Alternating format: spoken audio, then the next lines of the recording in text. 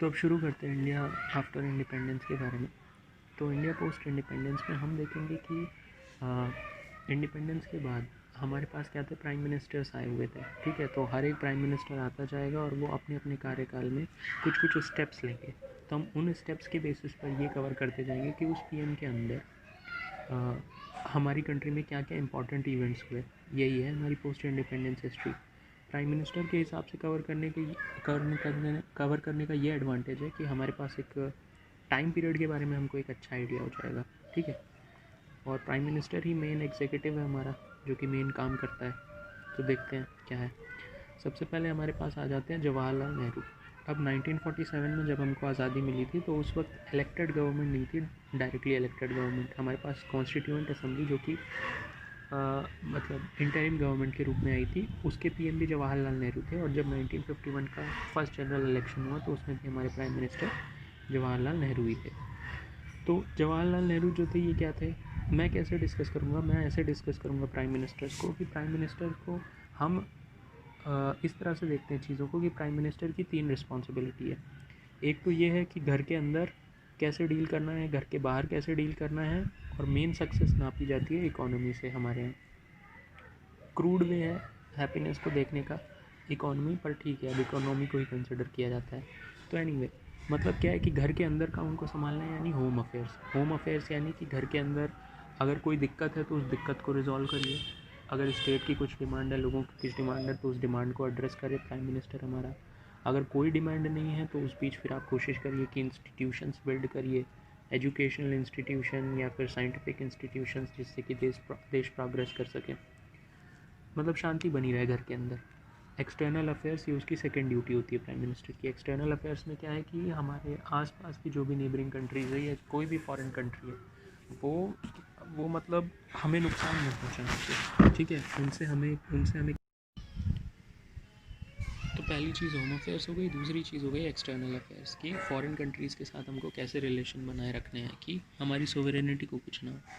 ठीक है, कोई हम पे अटैक ना कर सके, और अगर अटैक नहीं कर रहा है तो कुछ नेशंस के साथ फ्रेंडली रिलेशन बनाने पड़ेंगे।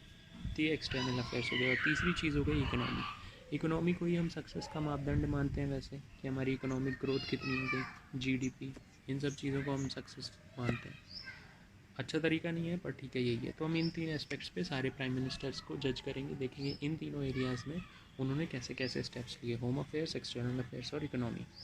तो सबसे पहले नेहरू जी आ जाएंगे। Nehru ji he was a charismatic गाय, और 1947 से 1964 तक ये प्राइम मिनिस्टर रहे थे। मतलब he was president for life, जब तक जिए तब तक प्रेसिडेंट थे। तो पहले इनके बारे में थोड़ा जान लेते हैं कि था क्या। देखिए, लाइफ के बारे में, किसी भी बंदे की लाइफ के बारे में जानना है तो आप क्या बताओगे। सबसे पहले उसका जन्म हुआ, फिर बंदा पढ़ने जाता है, फिर पढ़ाई के बाद उसे जॉब मिल जाती है, जॉब के बाद वो शादी कर लेता है। तो यही 3-4 एस्पेक्ट आपको सबके बारे में जानना है। तो जवाहरलाल नेहरू जो थे, इनका मतलब जन्म के बारे में तो मुझे इतना पता नहीं है। इन्होंने पढ़ाई की थी कहाँ से, लंदन में पढ़ाई की थी, ट्रिनिटी कॉलेज में। और जॉब इनकी क्या थी, इनकी जॉब थी कि ये लॉयर बन गए थे। फिर जब ये इंडिया में आए थे तो फिर ये गांधी जी से इन्फ्लुएंस हो गए थे, और ये एक फ्रीडम स्ट्रगल का हमारे एक हिस्सा बन गए थे। जवाहरलाल नेहरू जी से एक और चीज़ को एसोसिएट किया जाता है कि इनको बच्चे बहुत पसंद थे, तो इसीलिए इनकी date of birth that is 14 November को चिल्ड्रंस डे के रूप में मनाया जाता है। देखिए, जवाहरलाल नेहरू के बारे में सबसे इंपॉर्टेंट चीज़ जो मुझे लगती है वो ये है कि जब ब्रिटिशर्स गए 1947 में, तो इंडिया को तो बिल्कुल तोड़ के गए थे। ना नेशन में यूनिटी है, पॉवर्टी है, एजुकेशन नहीं है, हेल्थ पूरा चरमराया हुआ है। तो इतनी बुरी सिचुएशन थी, उस पर से पाकिस्तान के साथ हमारी कश्मीर इशू पर लड़ाई चल रही थी। तो बहुत ही ज़्यादा मतलब हॉरिफिक सिचुएशन थी इंडिया की। तो उस वक्त अगर कोई प्राइम मिनिस्टर आता है तो उस पर कितनी ज़्यादा रिस्पॉन्सिबिलिटी होगी। और आज हम जहाँ पर खड़े हैं ये एक मिरेकल ही है। तो जवाहरलाल नेहरू इतने ज़्यादा चैलेंजिंग टाइम पे हमारे प्राइम मिनिस्टर थे, तो ये एक बात है। एनीवे, तो हमने नेहरू जी के बारे में थोड़ा समझ लिया। अब देखते हैं कि इन्होंने होम अफेयर्स, एक्सटर्नल अफेयर्स और इकोनॉमी के क्षेत्र में क्या किया। तो आप एक डायग्राम देख सकते हो, इस डायग्राम से आपको थोड़ा समझ में आ जाएगा कि अगर आप नेहरू जी को इस तरह से इमेजिन करो कि उनका लेफ्ट आर्म होम अफेयर्स को रिप्रेजेंट करता है, राइट आर्म एक्सटर्नल अफेयर्स को, और ये जो पैसा है ये इकोनॉमी को रिप्रेजेंट करता है। तो उन्होंने लेफ्ट आर्म में बुक्स पकड़ी हुई। बुक्स किसकी, स्कूल, यूनिवर्सिटी, साइंस की बुक्स हैं स्कूल लेवल पे, यूनिवर्सिटी लेवल पे। और एक्सटर्नल अफेयर में माइक पकड़ा हुआ है। इसका मतलब क्या है कि होम अफेयर्स में उन्होंने एजुकेशन पर ध्यान दिया, एक्सटर्नल अफेयर्स में उनके हाथ में माइक है, यानी वो निगोशिएट करने पे ज़्यादा ध्यान देते थे, लड़ाई को उतना नहीं तवज्जो देते थे वो। तो अब हम देखते हैं उन्होंने किया क्या। तो देखिए, जवाहरलाल नेहरू, अगर मैं होम अफेयर्स के क्षेत्र में बात करूँ तो वो एक इंस्टीट्यूशन बिल्डर थे। उन्होंने हमें सारे बेसिक इंस्टीट्यूशंस बना के दिए जिनका ये फ़ायदा हमें आज तक हो रहा है। सारे मतलब बेसिक इंफ्रास्ट्रक्चर इन्होंने बना दिया था। और बाहर वालों के लिए क्या थे वो, एक्सटर्नल अफेयर्स की बात करें तो वो एक निगोशिएटर के रूप में थे। मतलब उनको लड़ाई नहीं पसंद थी, वो जनरली अवॉइड करते थे लड़ाई को, और डायलॉग के थ्रू, डिस्कशन के थ्रू मैटर्स को रिजॉल्व करने में की कोशिश करते थे। बात के पीएम ऐसे नहीं है, अभी दिखेंगे हम, ठीक है। और इकोनॉमी को हम देखते हैं। तो अब जैसा होम अफेयर्स है, तो होम अफेयर्स में जो नेहरू जी थे उन्होंने एजुकेशन, उन्हें ये पता था कि हमारी कंट्री के साथ दिक्कत क्या है। दिक्कत यही है कि लोग पढ़े लिखे नहीं हैं। अगर हम इनको थोड़ा सा भी पढ़ा देंगे ना तो इनको अपने आप समझ में आ जाएगा कि एक नेशन को बिल्ड करने के लिए क्या चाहिए क्या नहीं। तो नेहरू जी ने होम अफेयर्स के क्षेत्र में एजुकेशन पे बहुत ज़्यादा ध्यान दिया था। एजुकेशन, साइंस एंड टेक, इससे रिलेटेड इंस्टीट्यूशन भरमार में बिल्डअप कर दिए थे उन्होंने। फॉरेन अफेयर्स की बात करें तो फॉरेन अफेयर्स में हमारे जो नेबर्स हैं, हमारे दो नेबर्स हैं जिनके साथ हमारी थोड़ी खींचातानी रहेगी। और दिक्कत ये है कि फॉरेन मिनिस्टर हमारे नेहरू जी थे, ये दोनों नेशन जो है, जैसे एक पाकिस्तान है आपका और एक है चाइना, इन दोनों नेशंस के साथ हमारी उतनी अच्छी से बनी नहीं। नेहरू जी ने जैसे भी डील किया हो इसको, पर ये सिचुएशन आज तक ख़राब है, ठीक है। तो पाकिस्तान और चाइना के साथ, बाकी अगर फॉरेन पॉलिसी जिसके लिए जाने जाते थे नेहरू जी, वो है NAM और Panchsheel, that is non align movement, और पंचशील, वो हम देखेंगे अभी। और तीसरी चीज़ हो गई इकोनॉमी। तो इकोनॉमी में ना हम USSR के कैपिटलिज्म, सॉरी, कम्युनिज़म के साथ गए डायरेक्टली, और ना ही USA के कैपिटलिज्म के साथ। कोल्ड वॉर इन्हीं दोनों इश्यूज़ पे चल रहा था। नेहरू जी ने कहा कि नहीं, हम मिक्स्ड इकोनॉमी का यूज़ करेंगे, हम कम्युनिज़म और कैपिटलिज्म के वो फीचर्स को यूज़ करेंगे जो कि हमारी सिचुएशन के हिसाब से सही हो। अब आपने बना तो लिया, मिक्स्ड इकोनॉमी चूज़ तो कर ली, लेकिन इस इकोनॉमिक प्रिंसिपल्स पर एक्ट कौन करेगा? नेहरू जी। अब उनके पास तो 10-20, उनके पास मतलब हज़ारों एरियाज़ हैं जहाँ पर उनको ध्यान देना है। तो उन्होंने इस मिक्स्ड इकोनॉमी के फंडे को फॉलो करवाने के लिए एक अलग से बॉडी बनवाई थी, पहली प्लानिंग कमीशन उन्होंने बना दी थी, ठीक है। तो ये शॉर्ट में हो गया इनका। अब थोड़ा सा डिटेल में देखते हैं कि हुआ क्या नेहरू जी के टाइम पे। तो नेहरू जी थे प्राइम मिनिस्टर 1947 से 1964 तक, मतलब 17-18 साल का है ये टाइम। बहुत ज़्यादा लंबे टाइम तक रहे थे, जब तक जिए तब तक। और बनना भी चाहिए था, मतलब बहुत ही ज़्यादा एक्टिवली पार्टिसिपेट किया था फ्रीडम स्ट्रगल में, तो लोगों ने उनके अगेंस्ट कौन ही जाता। तो सिंगल हैंडेडली जब तक जिए तब तक थी। होम अफेयर्स में देखते हैं, तो जैसे मैंने बताया कि उनको पता था कि एजुकेशन स्ट्रॉन्ग कर देंगे इंडिया में तो कई चीज़ें सॉल्व हो जाएंगी। तो एजुकेशन के क्षेत्र में उन्होंने स्कूल लेवल पर क्या किया, NCERT, आपने देखा होगा स्कूल में NCERT की बुक्स चलती है ना, तो NCERT को इस्टेब्लिश किया गया था नेहरू जी के टाइम पे। फिर स्कूल के बाद बंदा कहाँ जाएगा, यूनिवर्सिटी में, कॉलेज में। तो यूनिवर्सिटी लेवल पे UGC का सेटअप किया था उन्होंने, यूनिवर्सिटी ग्रांट कमीशन। अच्छा, अब जैसे एक बार बंदे ने कर लिया, अगली चीज़ क्या है, ये जो एजुकेटेड लोग हैं ये हमारे नेशन को कैसे आगे पहुंचा सकते हैं। अलग अलग जॉब में तो जा ही सकते हैं, लेकिन अगर ये साइंस और टेक के क्षेत्र में जाएंगे तो एडवांसमेंट होगा, डेवलपमेंट होगा, इनोवेशन होगा। इसलिए उन्होंने साइंस एंड टेक के क्षेत्र में बहुत कुछ किया। फॉर एग्जांपल साइंस के क्षेत्र में जो भी बंदे पढ़ के आए उनके लिए IITs को इस्टेब्लिश कर दिया उन्होंने, इंडियन इंस्टीट्यूट ऑफ टेक्नोलॉजीज़। और IITs की वैल्यू आज भी हम जानते हैं कि कितनी क्वालिटी स्टूडेंट्स निकलते हैं वहाँ से पूरे, मतलब वर्ल्ड में हर सभी बंदे चाहते हैं कि IIT के बंदों को एम्प्लॉय करें वो। एनीवे, इसके अलावा उन्होंने CSIR, council of scientific and industrial research के क्षेत्र के लिए, उन्हें पता था रिसर्च की इंपॉर्टेंट, इसलिए CSIR, council of scientific and industrial research का फॉर्मेशन उन्होंने कर दिया था। ये तो जैसा साइंस हो गया। इसके बाद टेक्नोलॉजी। अब देखिए, एनर्जी और स्पेस, ये दो क्षेत्र थे। उनकी विजन देखिए कि उसी वक्त कंट्री इतनी ज़्यादा टूटी हालत में, लेकिन उन्हें पता था एनर्जी और स्पेस इस क्षेत्र में कितनी इंपॉर्टेंट रोल होना चाहिए किसी भी नेशन का अगर उसे डेवलप करना है। तो एनर्जी के क्षेत्र में उन्होंने एटॉमिक एनर्जी डिपार्टमेंट बनाया था जिसमें कि होमी भाभा थे। और स्पेस के लिए उन्होंने इनको स्पार्क का फॉर्मेशन किया था, ठीक है। अच्छा, तो ये थे उनके मेजर रोल इंस्टीट्यूशन बिल्डिंग में। ये क्लियर हो गया मुझे लगता है। एजुकेशन पे मेनली ध्यान दिया और साइंस और टेक्नोलॉजी पे। एक्सटर्नल अफेयर में डिफेंस की बात करते हैं, तो डिफेंस में नेहरू जी की पॉलिसी पंचशील और नॉन अलाइन मूवमेंट थी। पंचशील हम देखेंगे कि वो चाइना से रिलेटेड है, और जो नॉन अलाइन मूवमेंट है वो इन जनरल वर्ल्ड उस वक्त दो ब्लॉक्स में डिवाइडेड था कोल्ड वॉर के टाइम पे, USA और USSR की साइड लिए हुए।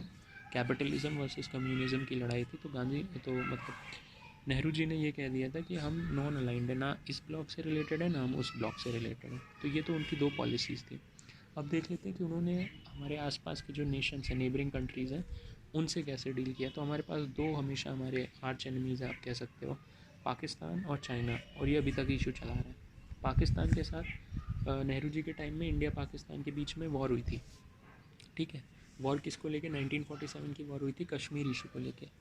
पाक ऑक्यूपाइड कश्मीर था, और नेहरू जी इस मैटर को, एक्चुअल में बहुत दिक्कत भरी बात थी, इंडियन आर्मी पहुंच गई थी कश्मीर में, और जो पाक ऑक्यूपाइड कश्मीर था, अगर मुझे लगता है 1-2 हफ्ते और देते तो इंडिया पाक ऑक्यूपाइड कश्मीर को भी बिल्कुल फ्री करा देती। लेकिन अनफॉर्चुनेटली पता नहीं क्या सोचा नेहरू जी ने, उस पर्टिकुलर चीज़ को वो यूनाइटेड नेशन में ले गए थे, और यूनाइटेड नेशन ने पीस एग्रीमेंट करवा दिया, जिससे कि अभी भी अगर आप देखोगे तो पाक ऑक्यूपाइड कश्मीर है, तो इशू है।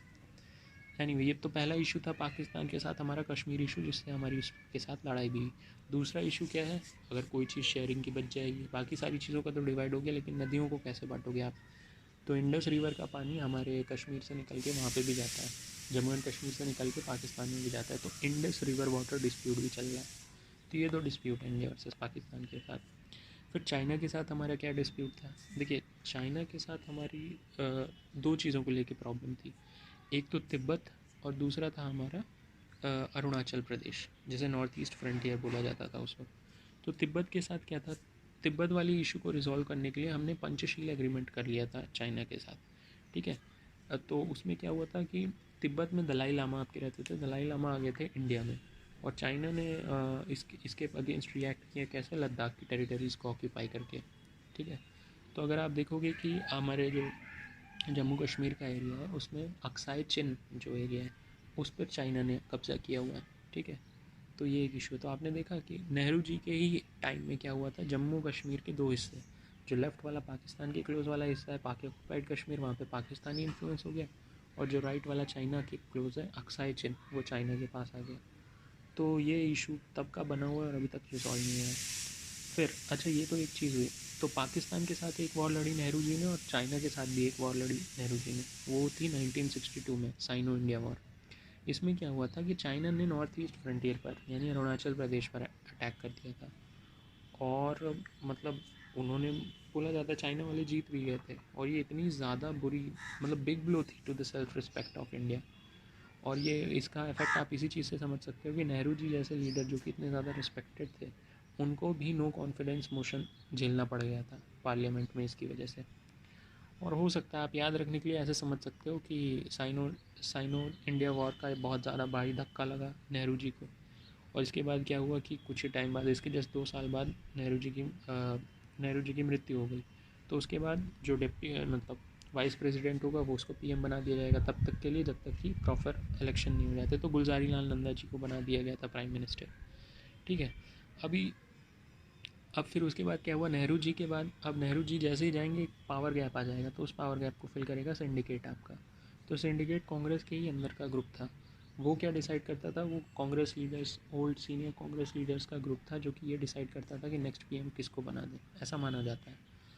तो उनके पास दो ऑप्शन थे शायद उस वक्त। मोरारजी देसाई, जो कि अभी कांग्रेस का पार्ट है, बाद में वो कांग्रेस को छोड़ के जनता पार्टी की ओर से पीएम बनेंगे, हटाते हैं इस चीज़ को। मोरारजी देसाई और इनके बीच में था, लाल बहादुर शास्त्री जी के बीच में। लाल बहादुर शास्त्री जी को माना जाता है कि वो सॉफ्ट स्पोकन थे आदमी थोड़े, तो इसलिए सिंडिकेट ने डिसाइड किया कि हम सॉफ्ट स्पोकन बंदे लाल बहादुर शास्त्री जी को ही बना देते हैं, ठीक है। तो ये हुआ था इनका। एनीवे, तो होम अफेयर्स एक्सटर्नल अफेयर्स हो गया। अगली चीज़ आ जाती है आपकी इकोनॉमी। इकोनॉमी के क्षेत्र में उन्होंने क्या किया था पंडित जवाहरलाल नेहरू ने? देखिए, इकोनॉमी के क्षेत्र में उन्होंने फॉर्मेशन किया था, मैंने जैसा बताया कि सबसे पहले तो ये चॉइस थी कि आप इंडिपेंडेंट हो गए हो नेशन, अब आप किस तरह की इकोनॉमी को चूज़ करोगे। इकोनॉमिक, मतलब इकोनॉमिक एडवांसमेंट के पहले आपको ये तो डिसाइड करना पड़ेगा कि हम कैसी इकोनॉमी अपनी रखेंगे। तो वर्ल्ड में दो ऑप्शन थे कोल्ड वॉर के टाइम पे, यूएसए का कैपिटलिज्म और यूएसएसआर का कम्युनिज्म। हमने ये डिसाइड किया कि हम नॉन अलाइन मूवमेंट है, एक तो वैसे भी, और इकोनॉमिकली भी इन्होंने कहा कि हम मिक्स्ड मॉडल के लिए जाएंगे, mixed economy, capitalist plus socialist principle, जो भी हमें सूट करेगा। अब इन्होंने ये तो कर लिया, ठीक है, मिक्स्ड इकोनॉमी, लेकिन अब इसको इम्प्लीमेंट करने के लिए भी कोई बॉडी चाहिए थी, तो उन्होंने बना दी क्या? Planning commission. प्लानिंग कमीशन तब इन्होंने बनाई थी, और अभी रिसेंटली नरेंद्र मोदी गवर्नमेंट ने क्या किया, प्लानिंग कमीशन को नीति आयोग से बदल दिया। एनीवे, एक तो प्लानिंग कमीशन बनाई थी और एक नेशनल डेवलपमेंट काउंसिल बनाई थी। अब इनको काम क्या दिया था? इनको यही काम दिया था कि यूएसएसआर वाला मॉडल जो था, कि आप 5 ईयर प्लान्स को बनाइए हमारे इकोनॉमिक डेवलपमेंट के लिए, ठीक है। अब हो सकता है कि यहीं से यूएस खुन्नस खाया हो इंडिया से, कि इंडिया ने यूएसए को ज्वाइन नहीं किया, इसीलिए आप देखोगे कि इनिशियली हमारे इंडिया और यूएस के रिलेशन के बीच में टेंशन भी रही है, वो हम देखेंगे थोड़ा, स्पेशली इंडो पाक वॉर के टाइम पे। एनीवे, तो प्लानिंग कमीशन उन्होंने बना दी थी, नेशनल डेवलपमेंट काउंसिल बना दी थी। प्लानिंग कमीशन क्या करता था, 5 ईयर के इकोनॉमिक डेवलपमेंट के प्लान करता था, just based on Soviet union के प्रिंसिपल। नेहरू जी जैसा मैंने बताया 1947 से 1964 तक रहे, ठीक है। 1951 में फर्स्ट जनरल इलेक्शन हुआ, तो 51 से आप जोड़ लो, 51 में कितना जोड़ोगे, ऑलमोस्ट 15 जोड़ोगे तो मतलब 14 जोड़ोगे तो आपका आ जाएगा ये क्या कहते हैं 1964, तो मतलब उनके टाइम में 15 साल थे, तो 15 साल में 5-5 के 3 साल निकले, तो यानी 3 इकोनॉमिक प्लान आ गए थे। पहला इकोनॉमिक प्लान 1951 से 1956 तक, फर्स्ट 5 ईयर प्लान। इसमें क्या है, प्राइमरी सेक्टर पर फोकस किया गया था, दैट इज़ एग्रीकल्चर। एग्रीकल्चर में अब आपको चाहिए कि आपको लैंड मिल जाए फार्मर को और पानी मिल जाए, तो सीड वीड का जुगाड़ करके कर लेगा। तो लैंड के बेसिस पे ज़रूरत क्या थी, लैंड रिफॉर्म्स करने की, तो वो नेहरू जी ने किया। वाटर के लिए क्या किया उन्होंने, डैम्स और इरीगेशन प्रोजेक्ट्स, इन पर बहुत ज़्यादा फोकस किया नेहरू जी ने। एनीवे, ये फर्स्ट 5 ईयर प्लान था जिसमें प्राइमरी सेक्टर यानी एग्रीकल्चर पे फोकस किया। सेकंड 5 ईयर प्लान में सेकेंडरी सेक्टर यानी इंडस्ट्रीज़ पे फोकस किया। और थर्ड 5 ईयर प्लान में उन्होंने बोला कि उन्होंने मतलब फिर से इंडस्ट्रीज़ पर ही फोकस किया, सेकेंडरी सेक्टर पर। तो ये हुआ। तो अगर ओवरऑल आप इवेल्युएट करोगे नेहरू जी को, तो पॉजिटिव ये एस्पेक्ट था कि उन्होंने फाउंडेशन बना दी थी इंडिया को बिल्ड करने के लिए। ब्रिटिशर जिस तरह से तोड़ के गए थे, बिल्कुल बर्बाद करके गए थे इंडिया को, उसके बाद नेहरू जी ने क्या कर दिया था, एक फाउंडेशन तैयार कर दी थी, एजुकेशनल इंस्टीट्यूशंस, साइंस और रिसर्च के एरिया में, एग्रीकल्चर के लिए डैम्स वैम्स, तो सब कुछ बना दिया था, मतलब थोड़ा बेस तैयार कर दिया था, ये उनका पॉजिटिव था। लेकिन नेगेटिव एस्पेक्ट क्या था, नेगेटिव एस्पेक्ट ये था कि फॉरेन अफेयर से उन्होंने जैसे डील किया, मतलब पाकिस्तान और चाइना के साथ जैसा डील किया उसको बहुत ही ज़्यादा अच्छा नहीं माना जाता, क्योंकि अभी तक अनरिजॉल्व है, ठीक है। तो अब आते हैं हम नेक्स्ट पे, किस पे, लाल बहादुर शास्त्री जी पे। तो जैसा मैंने बताया कि 1962 के साइनो इंडिया वॉर के बाद फिर उसके 2 ही साल बाद नेहरू जी चले गए थे 1964, और सिंडिकेट ने डिसाइड किया कि लाल बहादुर शास्त्री जी को बना देते हैं। तो अब लाल बहादुर शास्त्री जी के बारे में थोड़ा देखते हैं, ठीक है। लाल बहादुर शास्त्री जी के बारे में सबसे पहले देखते हैं कि एज अ पर्सन वो कैसे थे। तो 1964 से 1966 बहुत ही छोटा पीरियड है, सिर्फ 2 साल का। जस्ट लाइक जवाहरलाल नेहरू जी मर जाते हैं तो फिर आपके आते हैं गुलजारी नंदा, उसी तरह लाल बहादुर शास्त्री की भी डेथ हो जाती है और उसके बाद गुलजारी लाल नंदा आएंगे, तो मात्र 2 साल ही थे। तो अब आपको पता चल रहा है कि कोई प्राइम मिनिस्टर इतनी बड़ी कंट्री का बना हुआ है, सिर्फ 2 साल का आपने उसको मौका दिया, 2 साल तक ही वो बन पाए। तो 2 साल में मैक्सिमम वो ये कर सकते हैं कि कुछ इनिशिएटिव ले सकते हैं अलग अलग फील्ड में, लेकिन उसका कोई बड़ा इम्पैक्ट नहीं मिलेगा। इसका इम्पैक्ट कब मिलेगा, इनके कई इनिशिएटिव्स को इंदिरा गांधी जब इनके बाद आएंगी तो उन्होंने कैरी फॉरवर्ड किया, तो इनके इनिशिएटिव्स का एक्चुअल फ्रूट मिला इंदिरा गांधी को, तो वो हम देखेंगे। लाइफ में जैसा मैंने बताया, लाइफ में आपको क्या जानना है किसी भी लीडर की लाइफ के बारे में, कि उसका जन्म कैसे हुआ, फिर उसने पढ़ाई क्या की, पढ़ाई के बाद जॉब में कौन से गया, फिर उसके बाद मैरिज कैसे हुई, यही सब जानना है। तो देखिए, लाइफ में ऐसा है कि इनका जन्म हुआ था यूपी में, मतलब हमारे ही स्टेट के हैं ये, 2 अक्टूबर 1996, मतलब गांधी जी का जो जन्म तिथि है उसी तिथि में इनका भी हुआ था। इनको माना जाता है कि बहुत ही सॉफ्ट स्पोकन थे, इसको कोई नेगेटिव कॉनोटेशन दे सकता है, लेकिन इसी के अगेंस्ट वो एक मैन ऑफ इंटीग्रिटी थे, इंटीग्रिटी वाले आदमी थे, और ये इंस्पायर्ड हुए थे गांधी जी से, ठीक है। वो क्या करते हैं, वो भी इंडिपेंडेंट स्ट्रगल का पार्ट बन जाते हैं, ठीक है। फिर जॉब वाले क्षेत्र में क्या है कि ये इलाहाबाद कांग्रेस कमेटी, इसके प्रेसिडेंट बन जाते हैं, तो ये भी मेरी डिस्ट्रिक्ट से रिलेटेड है। देन फिर उसके बाद क्या है, नेहरू जी ने इनको अपने यूनियन कैबिनेट में बुला लिया, ठीक है, एज अ रेलवे मिनिस्टर, ठीक है। अभी देखिए, नेहरू जी ने लाल बहादुर शास्त्री को अपने कैबिनेट में बुलाया, बाद में लाल बहादुर शास्त्री क्या करेंगे, इंदिरा गांधी को अपने कैबिनेट में बुला लेंगे as INB, information and broadcast minister. तो हम देखेंगे, तो ये हुआ लाल बहादुर शास्त्री जी के बारे में। अब अगर लाल बहादुर शास्त्री जी के लाइफ को आपको देखना है तो आप इस डायग्राम को देख लीजिए थोड़ा, कि मानिए लाल बहादुर शास्त्री हैं, लेफ्ट हैंड यानी होम अफेयर्स, लेफ्ट हैंड में उनके दूध का कैनिस्टर है और चारा है, चारा से आप ग्रीन रेवोल्यूशन याद रख सकते हो, मिल्क से मिल्क रेवोल्यूशन याद रख सकते हो यानी वाइट रेवोल्यूशन। एक्सटर्नल अफेयर के लिए आप शील्ड याद रख सकते हो, कि लाल बहादुर शास्त्री जी ने एक हाथ में क्या है, शील्ड पकड़ी हुई है, शील्ड यानी डिफेंसिव ऑफेंस, मतलब ये नेहरू जी की तरह माइक नहीं पकड़ा हुआ है इन्होंने कि बस निगोशिएट करने की कोशिश करेंगे अगर सामने वाला आप पे अटैक कर रहा है। इन्होंने क्या किया था कि अगर आपने हम पर हमला किया तो फिर हम अपने आप को बचाने के लिए शील्ड उठा लेंगे और आप पे अटैक करेंगे, लेकिन ये सिर्फ डिफेंस में था। एनीवे, तो लाल बहादुर शास्त्री जी को अगर आप देखोगे तो आप इनको ऐसे बोल समझ सकते हो कि घर वालों के लिए कैसे थे, एक इनिशिएटर की तरह इन्होंने एक्ट किया, क्योंकि 2 ही साल थे तो बस मेजर्स को इनिशिएट कर पाए। और बाहर वालों के लिए क्या है, डिफेंसिव ऑफेंस उन्होंने अपनाया था कि आप अटैक करेंगे तो हम भी जवाब देंगे। ठीक है। अच्छा, 2 साल के पीरियड में इकोनॉमिक चेंजेस उतने नहीं ला पाए थे लाल बहादुर शास्त्री जी। इन्होंने बेसिकली होम अफेयर्स और एक्सटर्नल अफेयर्स के क्षेत्र में काम किया था। अच्छा, जब लाल बहादुर शास्त्री जी आए तो उस वक्त दिक्कत क्या थी, कुछ घर में दिक्कत होगी तभी ना उसको रिजॉल्व करेंगे। देखिए हुआ क्या था कि 1962 का जो इंडो चाइना वॉर था, साइनो इंडियन वॉर, इंडिया और चाइना के बीच में जो वॉर हुआ था उसमें इंडिया हारा था। अब उसमें इंडिया अभी 1947 में आज़ाद हुआ है, वैसे ही बस मतलब ऐसा समझ लो किसी बंदे को आपने मारा पीटा हुआ है, कोमा में ऑलमोस्ट पहुंचा दिया जैसा ब्रिटिशर्स ने इंडिया के साथ किया। अब वो बंदा कोमा से रिकवरी कर रहा है कि तब उसकी फ़ाइट हो गई पाकिस्तान से, चाइना से, रिकवरी नहीं कर पाए कि उसको लड़ना पड़ गया। तो हमारी कंट्री की हालत और बुरी हो गई, आपके फाइनेंशियल रिसोर्सेज चले जा रहे हैं वॉर में, तो आप अपनी कंट्री क्या डेवलप करोगे। तो हमें जो प्रॉब्लम्स फेस करनी पड़ी वो क्या थी, फूड शॉर्टेज मतलब झेलनी पड़ी हमको। और फिर एक और भी चीज़ है कि जब मतलब आपको बाहर से ऐसा देख रहे हो आपकी कुछ भी डेवलपमेंट हो ही नहीं रहा है, भूखे हैं लोग, तो फिर डाइवर्सिटी भी एक्शन में आ जाएगी। मतलब लोगों के बीच इंडिया की कंट्री में आपस में ही लड़ाई होने लगेगी, एंटी हिंदी प्रोटेस्ट। इसको याद रखने के लिए आप एक निमोनिक याद रख सकते हो कि फूड शॉर्टेज हुई, यानी खाना ही नहीं था तो लोग अंग्रेज़ी बोलने लगे। तो खाना नहीं था, इससे आपको याद हो जाएगा फूड शॉर्टेज, लोग अंग्रेज़ी बोलने लगे, अंग्रेज़ी यानी एंटी हिंदी प्रोटेस्ट। तो ये इनके टाइम के 2 इंपॉर्टेंट चैलेंजेस थे, ठीक है, जो कि इनको फेस करने पड़े। तो फूड शॉर्टेज के लिए इन्होंने क्या तरीका निकाला, इन्होंने ग्रीन रेवोल्यूशन का इनिशिएटिव लिया और मिल्क रेवोल्यूशन का इनिशिएटिव लिया। ठीक है। और एंटी हिंदी प्रोटेस्ट के लिए इन्होंने क्या किया, उसको भी काम डाउन करने की कोशिश की। एक्सटर्नल अफेयर्स में वही, चाइना से तो हम 1962 में हार गए थे, तो उसके बाद मुझे लगता नहीं है कि इंडिपेंडेंस के बाद हमने चाइना से अगली बार लड़ाई की है। पूरे इंडिपेंडेंस के बाद बस चाइना से, मतलब नेहरू जी के टाइम पे ये 2 वॉर हुई थी, पाकिस्तान और चाइना, तो उसमें चाइना से तभी लड़ाई हुई, उसके बाद कभी नहीं लड़ाई हुई। लेकिन पाकिस्तान से आप देखोगे कि लड़ाई होती रहेगी। जवाहरलाल नेहरू के टाइम पीरियड में लड़ाई हुई 1947 में, लाल बहादुर शास्त्री जी के टाइम पे भी होगी, फिर इंदिरा गांधी के भी टाइम पे होगी। इंदिरा गांधी के टाइम पे तो 2 बार होगी, वो पहली बार आएंगी तो भी होगी फर्स्ट फेज़ में उनके, और वो दूसरी बार आएंगी तो भी होगी उस फेज़ में भी। और फिर शायद अटल बिहारी वाजपेयी जी के टाइम पे भी वॉर होती है। तो बहुत बार लड़ाई हुई है पाकिस्तान से, 4-5 बार तो गिना ही दिया मैंने। एनीवे, तो आ जाते हैं हम इस पे, लाल बहादुर शास्त्री जी। अब वही है, इनको भी हम कैसे इनके पीरियड को भी कैसे जज करेंगे, वही होम अफेयर्स, उन्होंने घर में कैसा काम किया, एक्सटर्नल अफेयर्स बाहर वालों से हमको कैसे बचाया, और हमारी इकोनॉमी के लिए क्या किया। तो होम अफेयर्स में आप देखेंगे तो खाना नहीं था तो लोग अंग्रेज़ी बोलने लगे। 2 प्रॉब्लम थी, चाइना के वॉर के बाद हमारे पास फूड शॉर्टेज हो गया और एंटी हिंदी प्रोटेस्ट होने लगे। तो फूड शॉर्टेज से निपटने के लिए हमने क्या किया, इन्होंने ग्रीन रेवोल्यूशन को स्टार्ट किया शास्त्री जी ने। ठीक है। इसका फ़ायदा मिलेगा इंदिरा गांधी के टेन्योर में, क्योंकि इन पे 2 ही साल थे। तो अब इसके लिए इन्होंने क्या किया, इन्होंने मतलब फाउंडेशन तैयार कर दी थी ग्रीन रेवोल्यूशन के लिए। कैसे, उन्होंने 1965 में ही अप्रूव कर दिया था import of high yield variety of wheat seed, मतलब जो गेहूं के सीड है उसकी हाई यील्ड वैरायटी जो है उसको इंपोर्ट करना शुरू कर दिया था।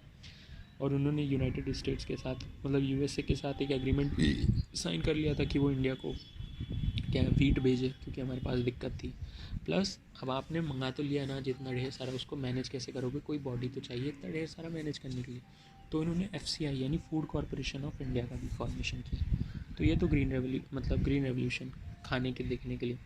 दूसरा क्या था, उन्होंने नेक्स्ट चीज़ फूड में मिल्क बहुत ज़्यादा कंज्यूम किया जाता है, तो मिल्क के लिए इन्होंने वाइट रेवोल्यूशन चालू किया था, जिससे कि मिल्क के प्रोडक्शन को बढ़ाया जा सके। तो वो गुजरात गए थे, वहाँ पे एक कोऑपरेटिव थी, मिल्क कोऑपरेटिव, जो कि अमूल के नाम से थी। ठीक है।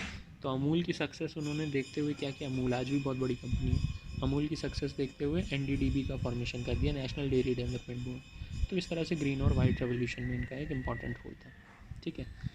इंपॉर्टेंट चीज़ तो होम अफेयर्स में यही है, लेकिन अगर आप मेरे लिए पर्सनली क्या चीज़ इंपॉर्टेंट है, मैं इलाहाबाद का हूँ, तो एजुकेशन के क्षेत्र में इन्होंने क्या है, MNNIT इलाहाबाद, जो NIT इलाहाबाद है उसका फॉर्मेशन लाल बहादुर शास्त्री जी ने ही किया था। एक और इंटरेस्टिंग चीज़ इनके बारे में ये है कि जो हमारे पास PMO है, ठीक है, प्राइम मिनिस्टर्स ऑफिस, ये पहले PM थे जिन्होंने क्या किया था, सेक्रेटरी को बुलाया था। तो एक तरह से आप कह सकते हो PM का जो सेक्रेटेरिएट है, जो दिल्ली मेट्रो में येलो लाइन पे पड़ता है सेक्रेटेरिएट, उसकी फाउंडेशन इन्होंने ही की थी, इसके पहले नहीं था PM पे सेक्रेटरी। ठीक है। तो ये होम अफेयर्स में इनका रोल हुआ। एक्सटर्नल अफेयर्स में वही, 1947 में पाकिस्तान से जवाहरलाल नेहरू लड़ चुके थे। अब 1965 इनका टेन्योर सिर्फ 2 साल का था, 1964 से 1966 जब नेहरू जी चले गए। तो उसके बाद हमारी पाकिस्तान से फिर लड़ाई हुई। उनको दिख गया फूड शॉर्टेज है, चलो फिर से लड़ते। तो 1965 में ये वॉर हुई थी। अच्छा, अब इस वॉर में क्या हुआ? इस वॉर में अगर आप देखोगे तो थोड़ा सा डिवीज़न हो गया था। डिवीज़न ऐसा हो गया था कि ऐसा दिख रहा था जैसे यूनाइटेड स्टेट्स क्या है, पाकिस्तान को ही सपोर्ट कर रहा है। और यूनाइटेड स्टेट्स ने इवन इंडिया को वॉर्न भी कर दिया था कि अगर इंडिया ने लड़ाई नहीं रोकी तो यूएस क्या कर देगा, इंडिया की वीट सप्लाई को रोक देगा। लाल बहादुर शास्त्री ने यूनाइटेड स्टेट्स से वीट इंपोर्ट करने का एग्रीमेंट किया था ना, अंडर PL 480 एग्रीमेंट। तो उन्होंने, यूएस ने बोला था हम आपकी सप्लाई रोक देंगे अगर आप वॉर नहीं रोकोगे तो, ठीक है। अब दिक्कत ये थी कि हम अग्रेशन कर ही नहीं सकते, पाकिस्तान की वजह से अग्रेशन हुआ था, ठीक है। तो पाकिस्तान ने क्या किया था, ऑपरेशन ग्रैंड स्लैम, मतलब अटैक किया कश्मीर पे ऑपरेशन ग्रैंड स्लैम के अंदर। शास्त्री जी ने इंडियन फोर्सेस को परमिशन दे दी कि भाई आप चलो करो, और इंडियन आर्मी पहुंच गई लाहौर तक। लाहौर इंडियन आर्मी के फायरिंग रेंज में आ गया था, बिल्कुल हमला ही करने वाले थे हम उस पर। लेकिन फिर यूनाइटेड नेशन ने इंटरवीन कर दिया, उसने सीज़ फायर एग्रीमेंट करवा दिया। सीज़ फायर एग्रीमेंट यानी दोनों लोग लड़ाई नहीं करेंगे। इसके बाद क्या हुई कि यूएसएसआर ने क्या किया कि उसने कहा कि हम एक पीस कॉन्फ्रेंस करवा लेते हैं। उसने ताशकंद यानी उज़्बेकिस्तान की कैपिटल है, तो वहाँ पर बुलाया और उसने बोला कि हम पीस कॉन्फ्रेंस करवा देते हैं आपके बीच में, इंडिया और पाकिस्तान के बीच में, जिससे उनके बीच में फ्रेंडली रिलेशन वापस इस्टेब्लिश हो सके। अब लाल बहादुर शास्त्री जी ने ताशकंद डिक्लेरेशन साइन किया है, और नेक्स्ट मॉर्निंग ही उनकी, मतलब ऐसे ही उनको हार्ट अटैक आ गया, उनकी मृत्यु हो गई। तो ये बहुत बड़ी कंट्रोवर्सी है कि उनको पॉइजन किया गया था या क्या हुआ था। ऐसा कैसे हो सकता है कि एक प्राइम मिनिस्टर आपका गया, उसने आज ताशकंद डिक्लेरेशन जैसे ही साइन किया, अगली टाइम मतलब अगली मॉर्निंग उनकी मृत्यु हो गई। तो इस पर मूवी भी है शायद, ताशकंद फाइल्स के ऊपर। अच्छा है। तो एनीवे, अच्छा, यूएस ने जब हमको वार्निंग दी थी कि हम आपकी वीट सप्लाई बंद कर देंगे PL 480 एग्रीमेंट के अंदर, शास्त्री जी ने कहा वही है कि मतलब ऐसे थोड़ी है हम, उन्होंने रिफ्यूज़ कर दिया कि ठीक है। उन्होंने, मतलब ये आपकी उसके ऊपर है ना, मतलब एक तरह से प्राइड के ऊपर बात आ गई, तो इसलिए शास्त्री जी ने मना कर दिया। और उन्होंने ये स्लोगन दे दिया, जय जवान जय किसान, मतलब निर्भर नहीं रहना है। यूनाइटेड स्टेट्स इस तरह से तो कभी भी धोखा दे सकता है, तो उन्होंने जय जवान जय किसान का नारा दिया। अब ये क्यों, ये फिटिंग है बिल्कुल। क्यों? शास्त्री जी के अंडर हम दोनों जगह प्रॉब्लम फेस कर रहे थे। होम अफेयर्स में हमारे पास खाना नहीं था, और एक्सटर्नल अफेयर्स में पाकिस्तान के साथ लड़ाई हो रही थी। तो उस वक्त सोल्जर्स और फार्मर्स दोनों इंपॉर्टेंट हो गए थे। तो उन्होंने जय जवान, बॉर्डर सिक्योरिटी अगेंस्ट पाकिस्तान, जय किसान, food security with in India, इसका नारा दिया था। उन्होंने लोगों से रिक्वेस्ट भी किया था कि अगर हो सके तो आप एक मील छोड़ दो, स्किप अ मील। अगर आप हर हफ्ते एक मील छोड़ दोगे तो उसकी वजह से हम खाना खिला पाएंगे लोगों को। और लोग इंडिया वाले हैं भी अच्छे, मतलब इस तरह का आप कुछ उनसे रिक्वेस्ट करिए तो मानते हैं, और लोगों ने रिस्पॉन्ड भी किया।